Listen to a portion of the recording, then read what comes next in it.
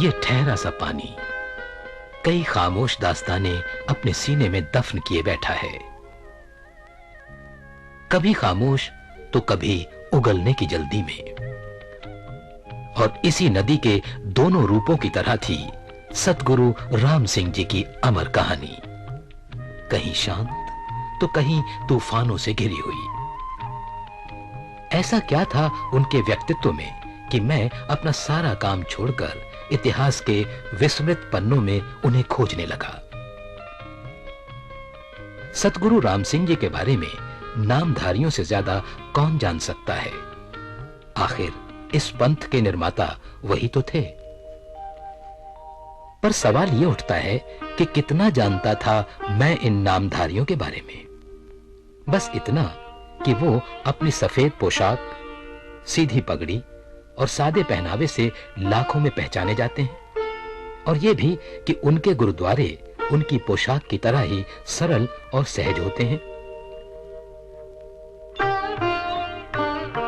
पर मेरे लिए उस व्यक्ति को जानना बहुत जरूरी था जो इनकी सोच, इनके विचारों और पहनावे के पीछे था।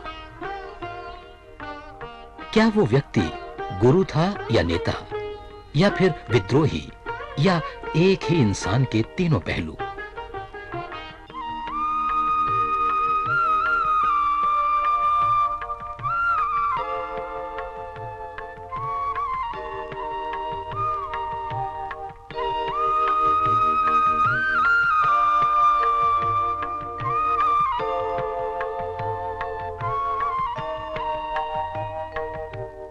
बहुत जद्दोजहद और मशक्कत के बाद आखिर मैंने सतगुरु राम सिंह जी का पुश्तैनी मकान ढूंढ ही निकाला।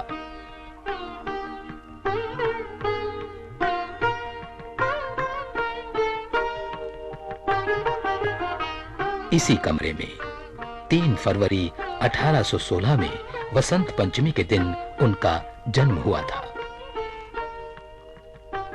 सतगुरु राम सिंह जी के जन्म के पीछे एक दिलचस्प कहानी है। कहा जाता है कि माता सदा कौर ने जन्म के समय शिशु के बदले एक बेजान मांस के टुकड़े को जन्म दिया था, जो दाई की मदद से फौरन दफना दिया गया था। पर पिता जस्सा और दाई की खुशी का ठिकाना न रहा जब उन्होंने माता सदा की गोद में एक हंसता मुस्कुराता बालक पाया।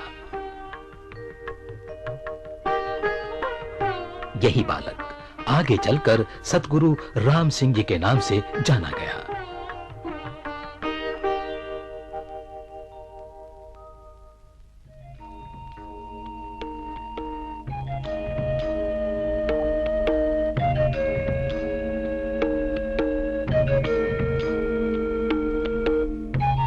देश की स्वतंत्रता के लिए नामधारी सिखों की अकथनीय कुर्बानियों को जंग आजादी के इतिहास के प्राथमिक पन्नों पर कूका आंदोलन के नाम से अंकित किया गया है, और इस आंदोलन की लगाम थी सतगुरु राम सिंह जी के हाथों में।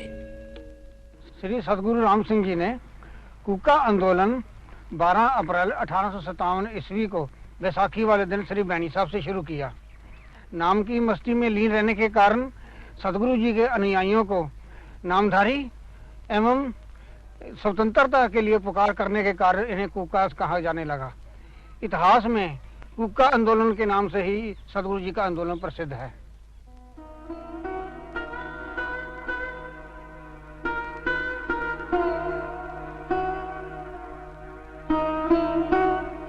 राम सिंह जी ने बड़े ही दुखी मन से महाराजा रणजीत सिंह की फौज से अपना नाता तोड़ा था। उन्होंने पथ से भटके और मर्यादा की हदों को पार कर चुके सिखों को गुरु गोविंद सिंह जी के बताए सिख धर्म के आदर्शों पर पुनः चलने के लिए प्रेरित किया। साथ ही नाम जप और गुरबाणी पाठ पर जोर दिया। सतगुरु राम सिंह जी ने लोगों के अंदर न केवल आत्मसम्मान, देश प्रेम और भक्ति की भावना को जगाया, बल्कि समाज में मौजूद बुराइयों के खिलाफ एक जंग भी छेड़ी। लेखक संत सिंह जी के अनुसार सतगुरु राम सिंह जी के धार्मिक और सामाजिक सुधार आम जनता के लिए धार्मिक नेताओं के चंगुल से निकलने की बुनियाद बन गए। 19वीं सदी में कन्याओं के जन्म लेते ही हत्या कर देना या उन्हें बेच देना या बाल अवस्था में ही उनका विवाह कर देना, ऐसी कुरीतियां समाज में प्रचलित थीं। इन सब का ताल्लुक विवाह में होने वाले असहनीय खर्च से था। इसलिए सतगुरु राम सिंह जी ने 3 जून 1853 में 6 सामूहिक विवाह कराकर समाज में क्रांति ला दी और पुरुषों की तरह औरतों को भी अमृत छकाकर सिक्खी प्रदान की। The marriage ceremony started by Sadhguru Ram Singh Ji was the cheapest in the world. Setting aside the old सतगुरु राम सिंह जी द्वारा शुरू की गई विवाह पद्धति दुनिया में सबसे सस्ती थी और पुरानी परंपराओं और रूढ़ियों को दरकिनार करती थी। न कोई खर्च, न दहेज, बेकार के रीति रिवाजों और शाही खर्च पर प्रतिबंध। सतगुरु राम सिंह जी की बढ़ती लोकप्रियता से अंग्रेज चौकन्ना हो गए।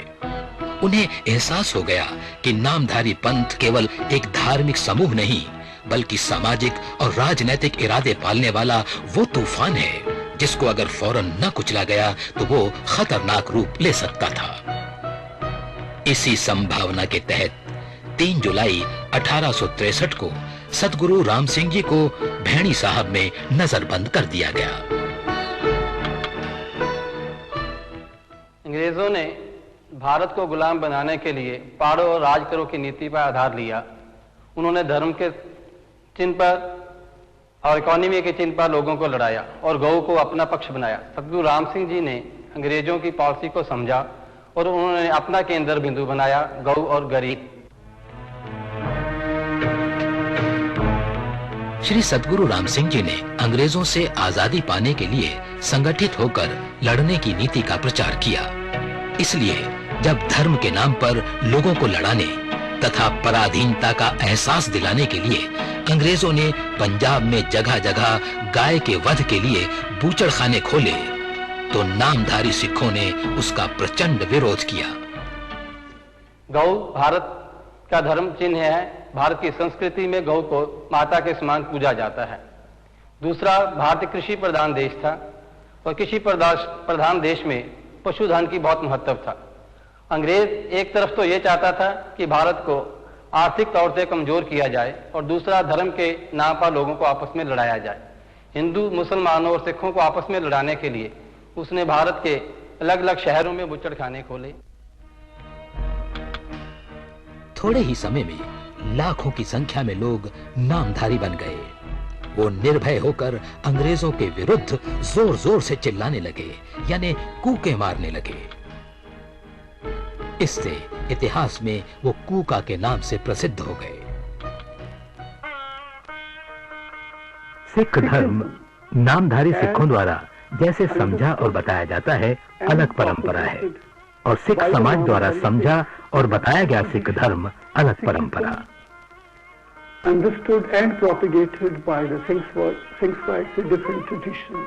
गुरु गोविंद सिंह जी के द्वारा स्थापित आदर्शों को ही सतगुरु राम सिंह जी ने आगे बढ़ाया था। यही उनका प्रमुख योगदान था।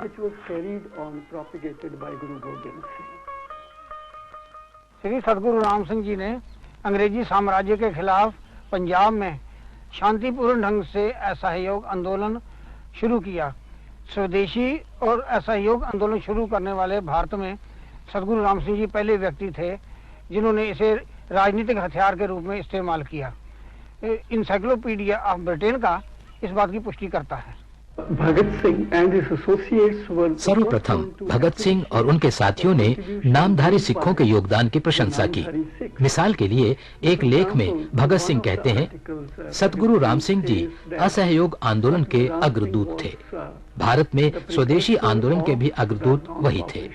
सबसे पहले उन्होंने ही इस आंदोलन का सूत्रपात किया, जिसे आगे चलकर महात्मा गांधी और अन्यों ने अपनाया।